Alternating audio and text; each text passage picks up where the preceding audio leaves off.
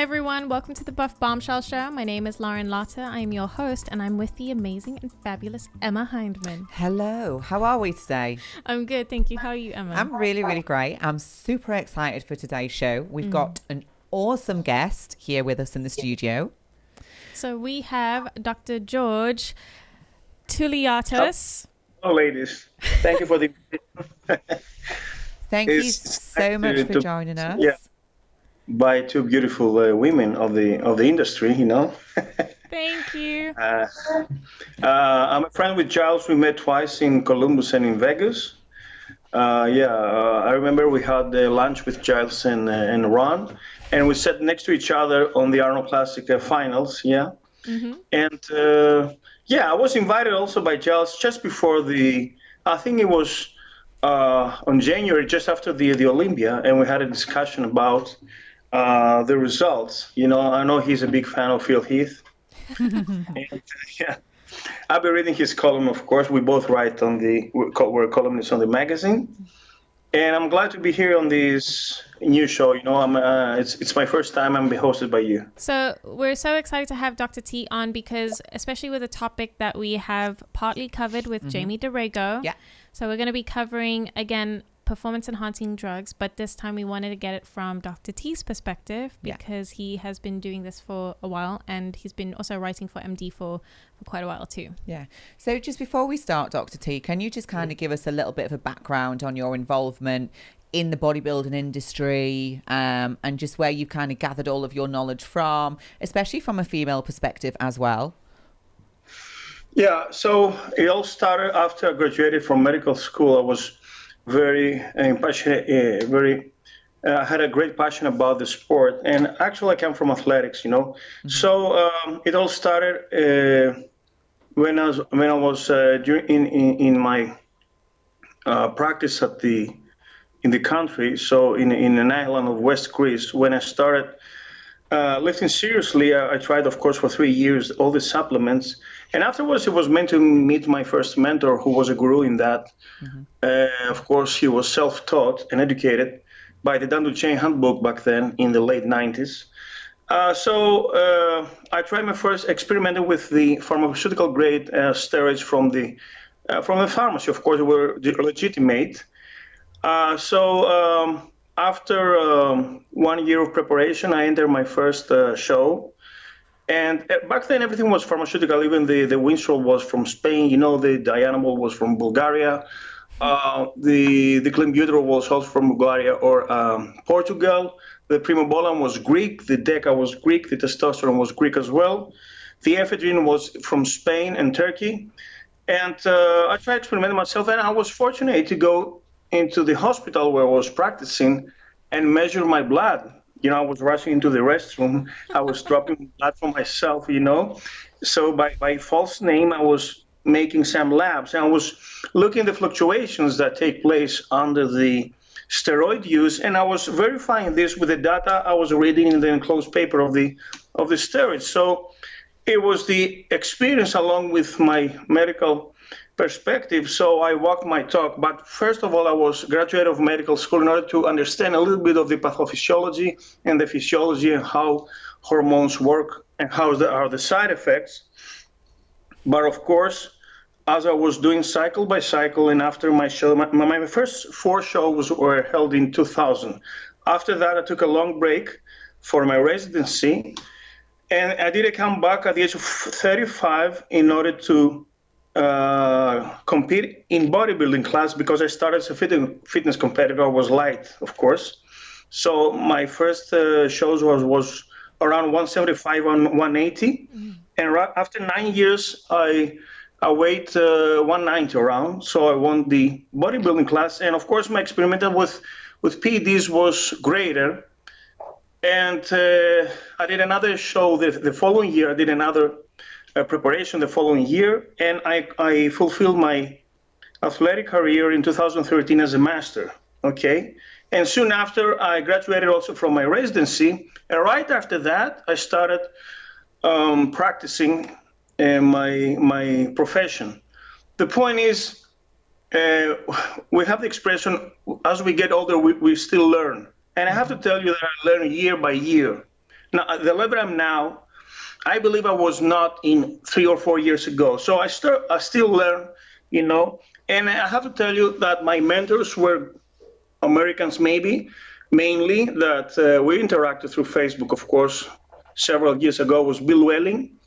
And I was a big fan of Bill because I was reading all his books. The 10th the edition. I'm in the 11th, along with Thomas O'Connor. But my mentor was a big fan also of Bill and read his anabolics books. And also Patrick Arnold. Okay. Also, we learned from somebody who's dead now, from Belgium, big cat, is Peter Van Mol. Okay. And also, yes, I was interacting with other guys like Dave Palumbo, of course. And I was reading the Muscular Development and the Steve Blackman column, the Down the Chain columns, of course, and his handbook. And right after that, in 2017, of course, in 2017, I dared to release my first handbook. So it was the PDs using sports as an athlete and as a doctor, as a physician and former athlete perspective, where I analyze the basic profiles of the drugs, and actually the side effects and some labs that you can watch out and take care of your health as long as you are into the use. Okay. And after that, I improved this edition the following year. So basically what I did is the translation of my 4 Greek books that I have from 2012. So after my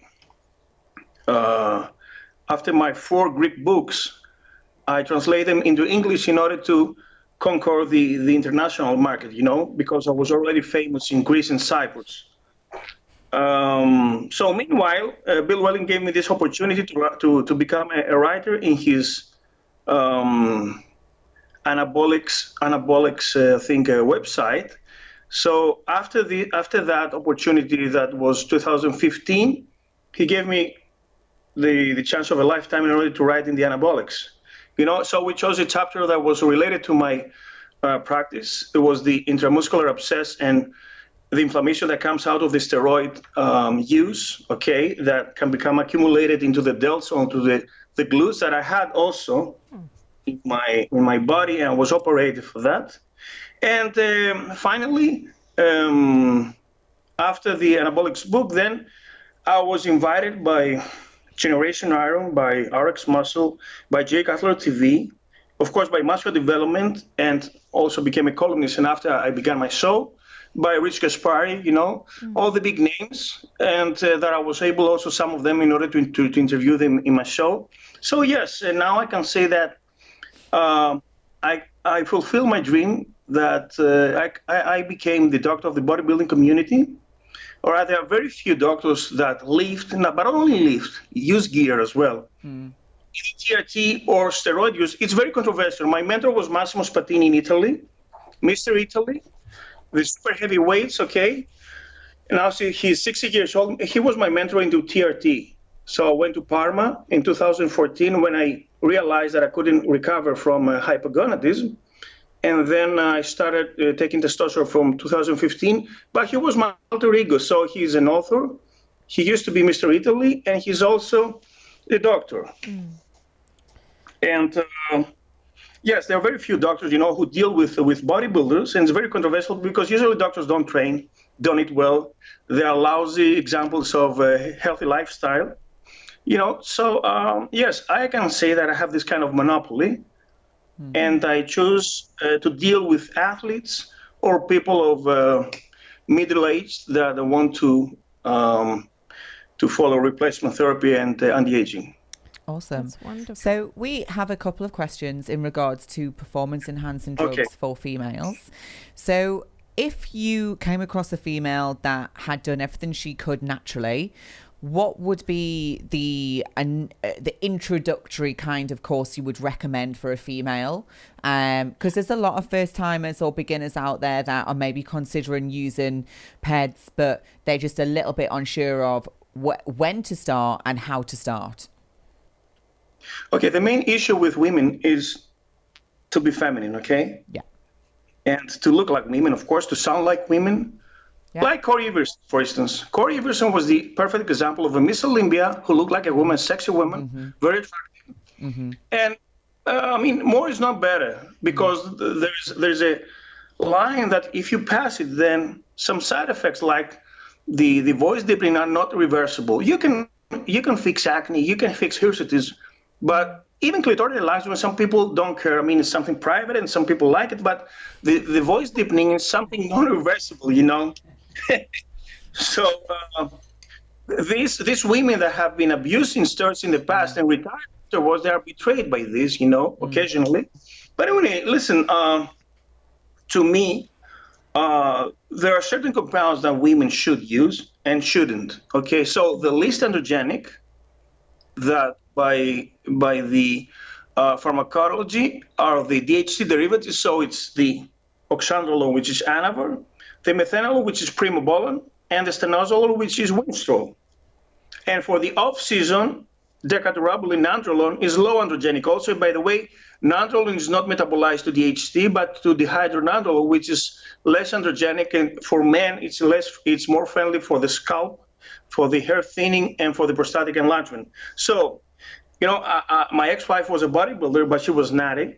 But after my divorce, I had a relationship with a bodybuilder, female bodybuilder, who competed, and we did a plan. Okay, so I told her, we sat down and we said that for the off season, I would give you 50 milligrams of nandrolone per week only. Okay, nandrolone decaonate, which is slow release from the pharmacy. And as you, so for, let's say 4 weeks this, okay, so 200 milligrams in 1 month. And after that, as you want to lean out the process, so you start with Primo injectable, 100 milligrams per week, okay, to be safe. And after this, you switch to the orals. So Anavar and Winstrol just, okay, for the steroids. And actually, the orals come with a half-life. So the half-life of those are 8 hours. So in order to have them in your system 24 hours, you need 3 times per day. So 7, 3, 11, for instance. All right? So 30 milligram, let's say, of Anavar or Winstrol just before the show. After that, of course, the other drugs could be some clenbuterol, some ephedrine, okay, the fat burners, and perhaps a low dose of thyroxine, T4, which is more friendly than T3 to the heart, and also converts to T3, and perhaps some TH. Now, I wouldn't.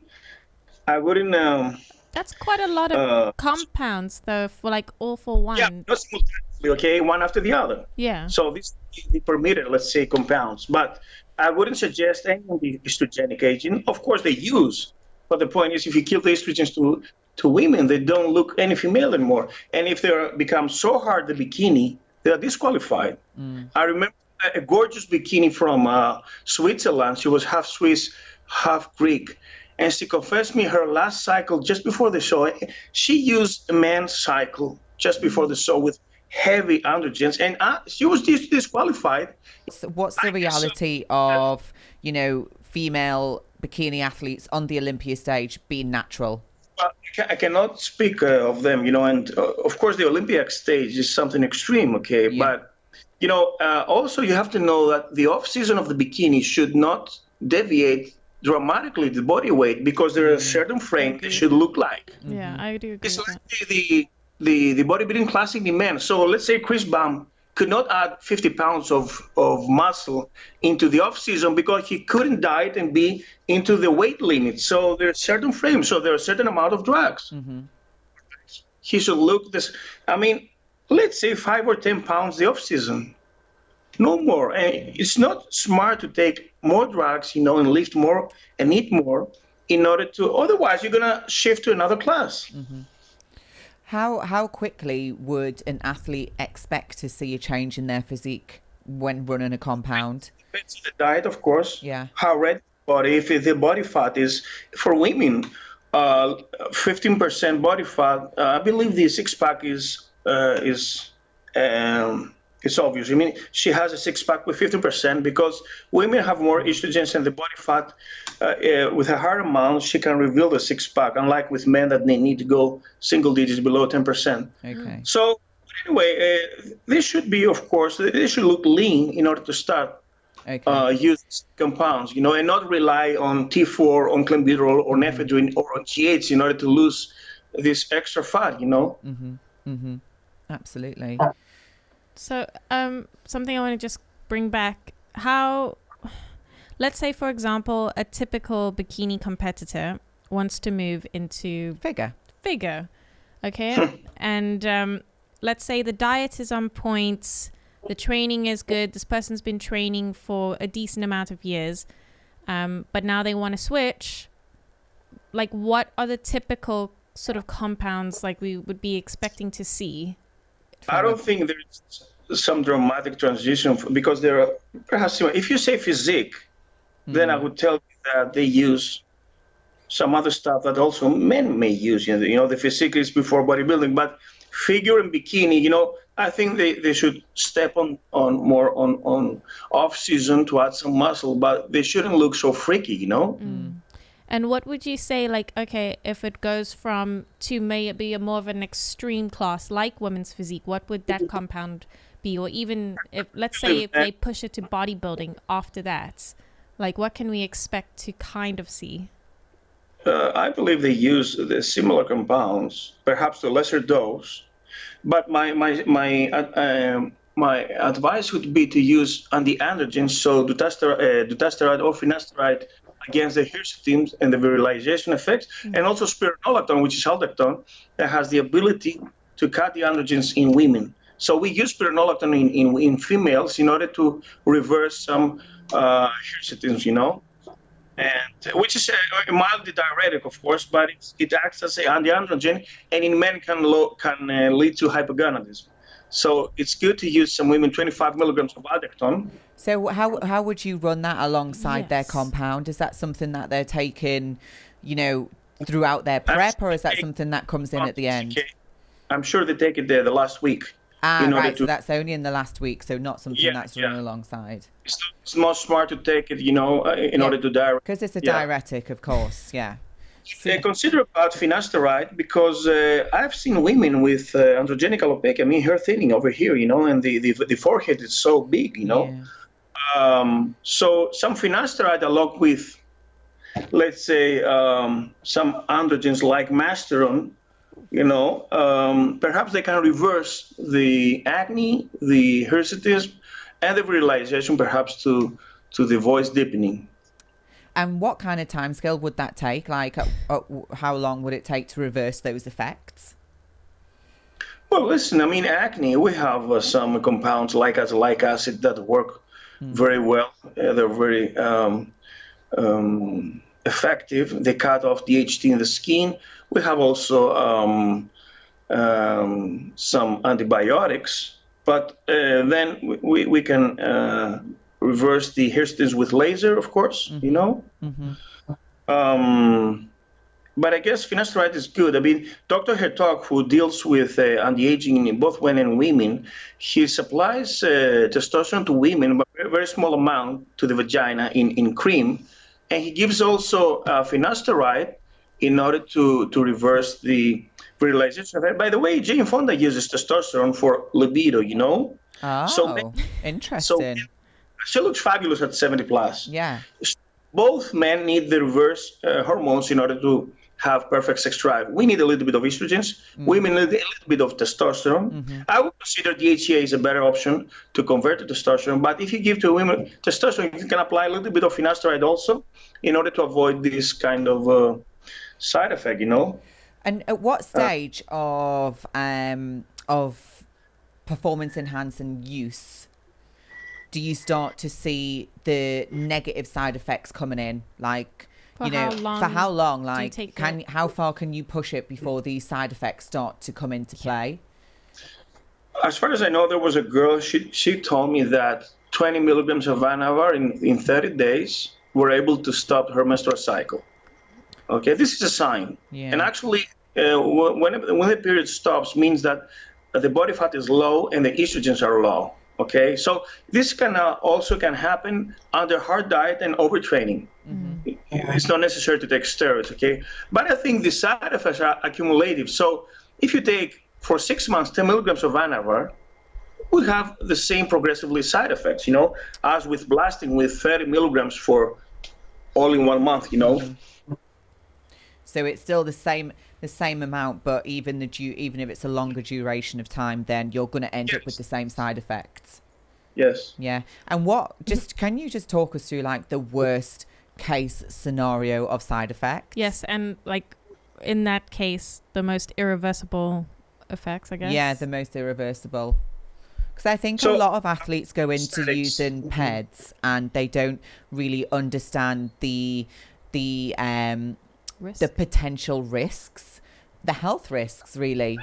The aesthetics, having the cardiovascular. Mm-hmm.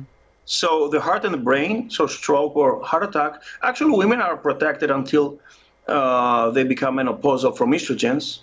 But the point is, if they lower so much estrogen, they get ripped.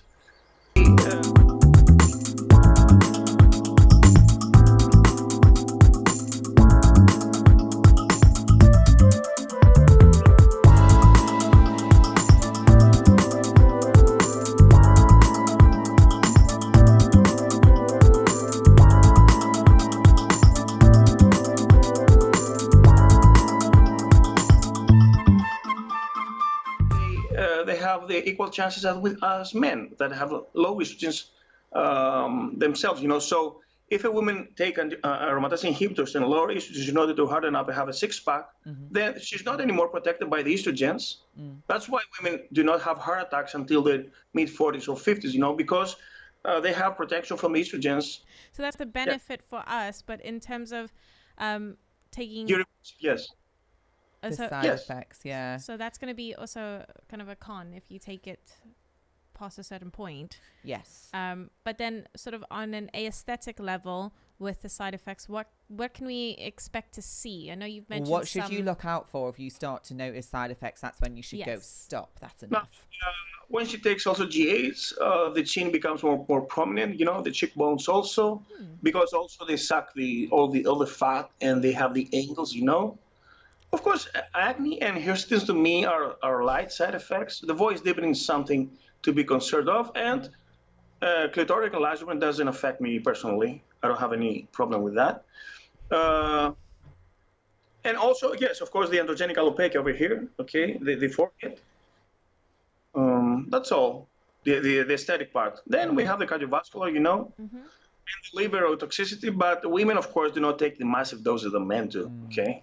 So in our previous Peds video, we did touch a little bit on toxicity of the liver. Liver as well, and sort of what to do to combat that. The trick is to take the oral sublingually. So let them dissolve under the tongue.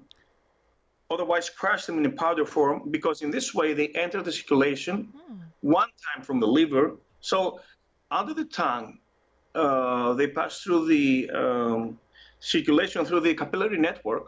And if somebody is hypoglycemic, we put sugar under the tongue, okay? Or if somebody has a heart attack, he takes nitroglycerin under the tongue.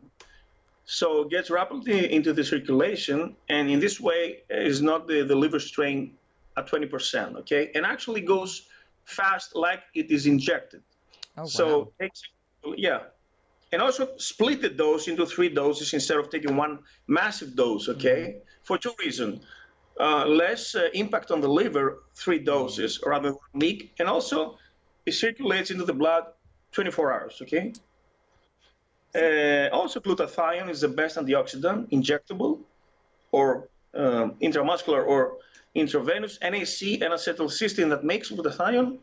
Some other liver antioxidants like silymarin or Li52.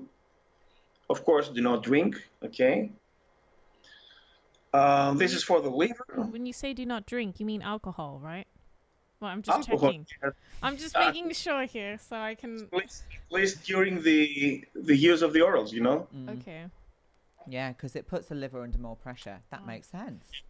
It does. Makes perfect sense. Yeah, no wine. It's 7 calories per gram, like drinking fat, Okay. See, you guys, that's why you shouldn't be drinking alcohol. Stay off alcohol. Especially if you're consuming Peds. Yeah. Absolutely. So now that's so interesting what you said about it being underneath the tongue. Yeah, I've never heard that before, but that's appears to make sense. And the data you said on that shows like there's 20% less impact or less damage on the liver. Because we have to know that injectable winstrol is less stressing to the liver rather than the oral. So in this, when we use it sublingually compound, it's like we are injecting it into the blood. So it doesn't go through the stomach and after to the liver and then to the circulation. It bypasses this and enters rapidly. So within 5 minutes, you have it in your blood. Yeah. Wow. I have a question. You know, obviously, when someone is trying to source Peds, how would one know what is authentic and what's not? Because obviously there's all sorts out there on the black market. Yeah, like you know, it's like, and because sometimes I've heard horror stories of females, you know, being given something that isn't actually what it says on the bottle, and you just never can completely know where to source. Instead of taking an anavar, it's a dianabol, and this is catastrophic. Not only because they rip your pocket, but you go in a different direction. So I would suggest the Royd kit test from Bill Whelan is the only convenient thing that you can test the compounds either in orals or injectables. Yes, you can get this on his website. And what was that name again? Sorry. RoydTest.com. RoydTest.com. Yes. Okay. I think it's available in the UK.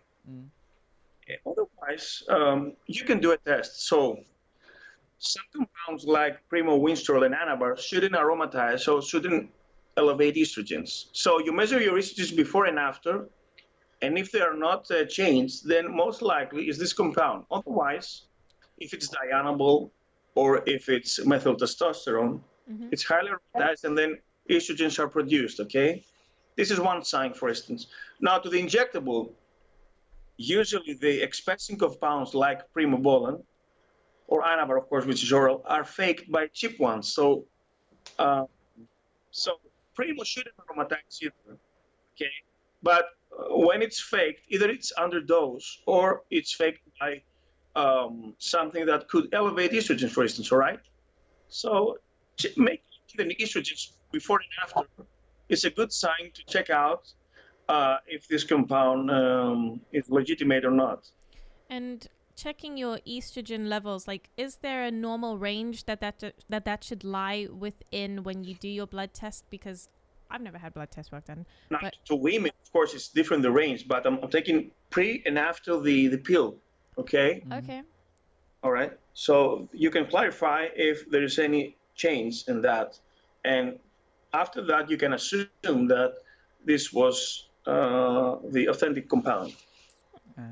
Okay, interesting. And then in terms of just like with testing, because like you're mentioning, like you have to measure your estrogens and all of this. So we're assuming that this means a range of blood work. And in your opinion as a doctor, and let's say if somebody wants to take Peds for the first time, when do they first have to start taking blood work, and how many times, you know? How often should you be checking your blood work? How often should, It's just before entering the cycle. So I would suggest a woman to have good lipid profile, HDL, okay, over 40 at least, LDL, 2 digital, so below 100, total cholesterol below 200, triglycerides below 150, homocysteine single digit, liver enzymes below 50. So to be in let's say the green zone in order to avoid the red zone afterwards.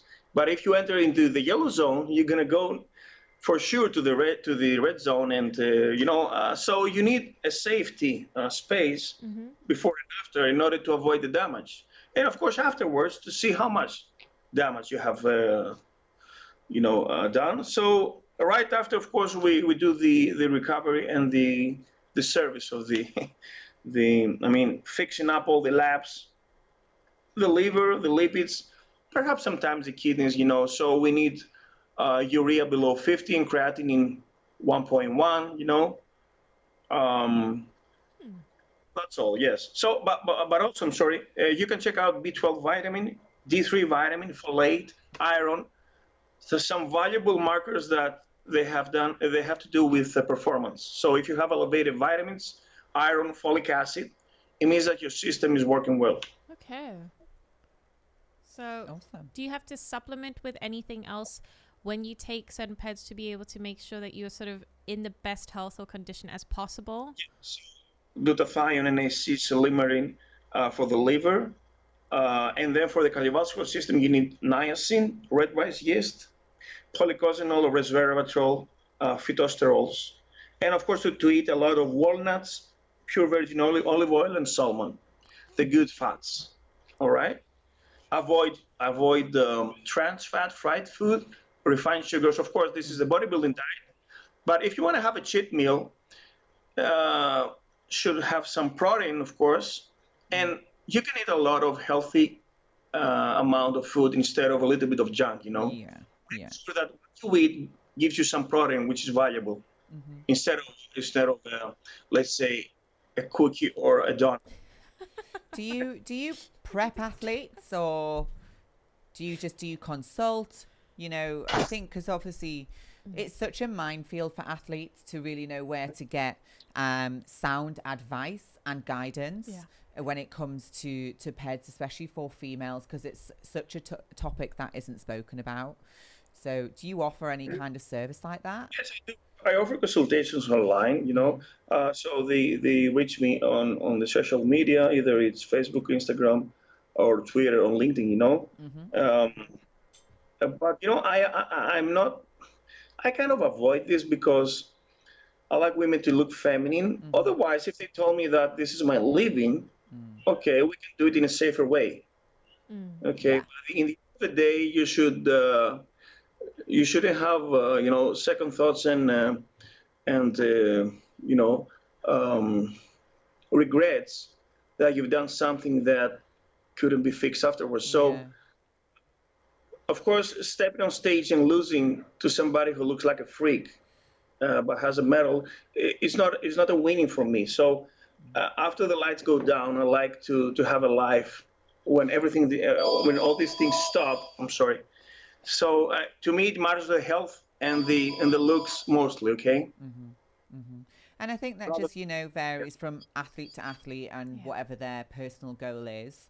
But like you said, if you want to have balance and lifestyle, and you're not looking to make this a lifelong career, then you need to be realistic about the choices that you make, because obviously if you decide to go quite intense with taking Peds and whatever if you want to get into a physique category or even at women's bodybuilding, there is side effects.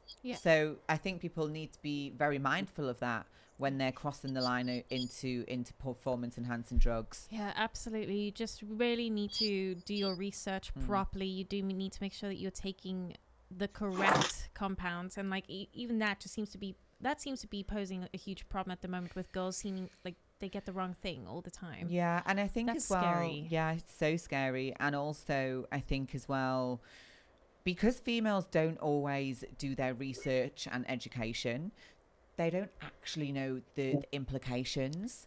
And they're looking at the short-term goal.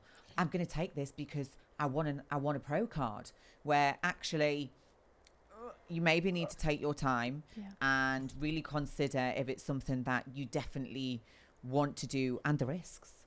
I totally agree with that.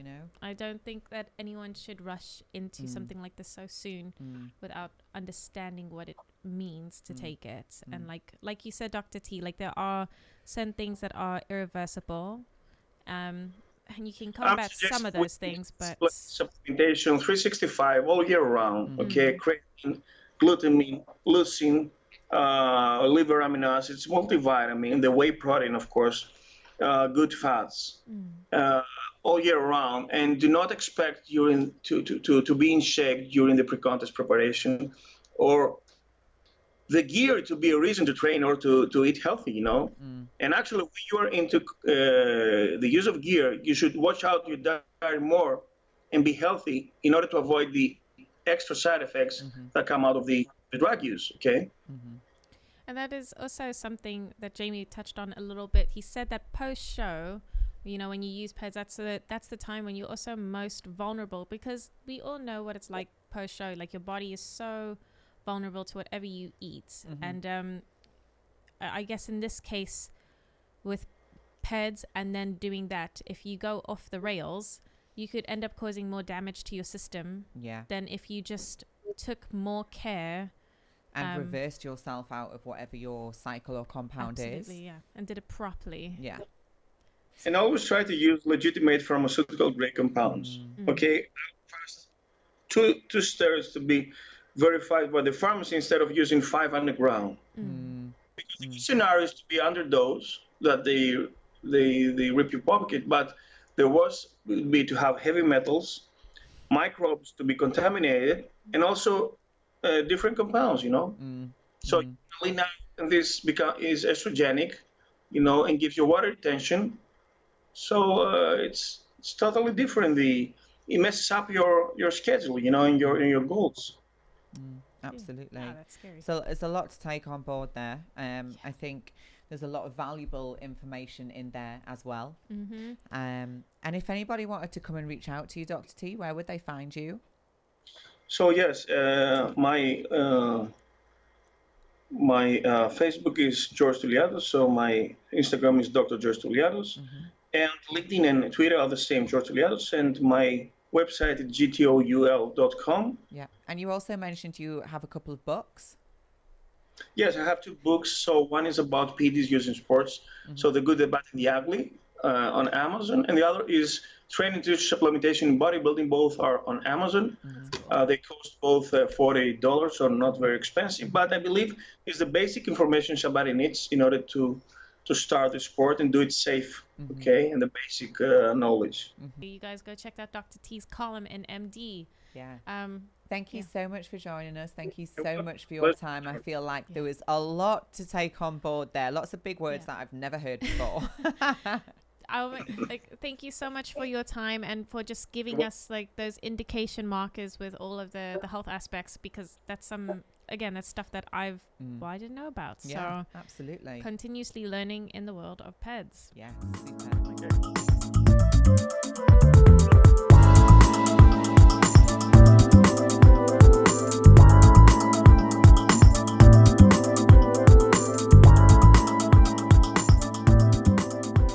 Okay, guys, on to this week's shout-outs, and we're going to first start off with Emma's. Yes. My first shout out is a little bit random, but very creative. And we just like to show and share fun accounts to follow. And we're going with Yanis Marshall, who is a professional dancer and choreographer. And he is world renowned for being sassy as hell and being able to dance better than most females in really big high heels. He's fabulous. He is fabulous. Like, I love this. I've done one heels class with him online during lockdown, and that was difficult. I am literally obsessed with him. Like, I share his stuff all of the time. Obviously, we're both ex-professional dancers, and it's just his energy is just everything. And I feel like sometimes you just need to just share the good, positive vibes with people. So, yeah, if you're ever watching my story, you might just see Yanis on there. I'm so gonna doing his thing. Channel my inner Yanis when I do the diva stuff. And girls, if you're struggling for a little bit of sass, just think about Yanis. Just channel Yanis, really. Even just like 5% of that would be amazing on stage. Oh my gosh. But yeah, I just he's so cool. And he can really dance. He can really dance. And he was actually on the X Factor here in the UK. And him and his 2 company members, they were down to like the final 3. Wow. So it's really something as well for obviously, you know, men in heels on a prime time show, which is, you know, for some people it's very alternative. I mean, the world that I come from, I've danced with female impersonators, with drag queens. I've actually also been in a drag show. That's so cool. I love. I wasn't in drag. But yeah, so I mean, we're very open-minded to all this, but seeing a guy in a heel is not bizarre for me. I love it. I think it is. He is just look at him. He's divine. He lives. He lives, you guys. Living. He is living. He is speaking I love his truth, style that's as for sure. well. Yeah, I would definitely And channel this. The heels. They're so high. And look how small the heel is. Like It's not even like a tiny. thick heel, which gives you more stability. It's like, yeah. Like this would give you more stability than Yeah. what Giannis is wearing right now. He's just so sassy. Can we watch one more? Yes, absolutely. Oh my God. Like, he's just the best. He gives dance classes, you know. He does, I know. I'm just like, oh, he's just fantabulous. Oh, I think he's He's teaching so the sassy. ladies. So sassy. Well, I mean, look at him. Look at the heels. I just want to be him. So hot. I want to Love dance it. like Giannis. So you guys, that is Giannis Marshall. Channel your Giannis. Oh my gosh. Channel your inner Giannis. Channel your inner Giannis. Who is your shout out? Oh, mine's not as fun. Well, I know Oh. it's cool. Sorry. Oh, okay. Okay, I'm so sorry.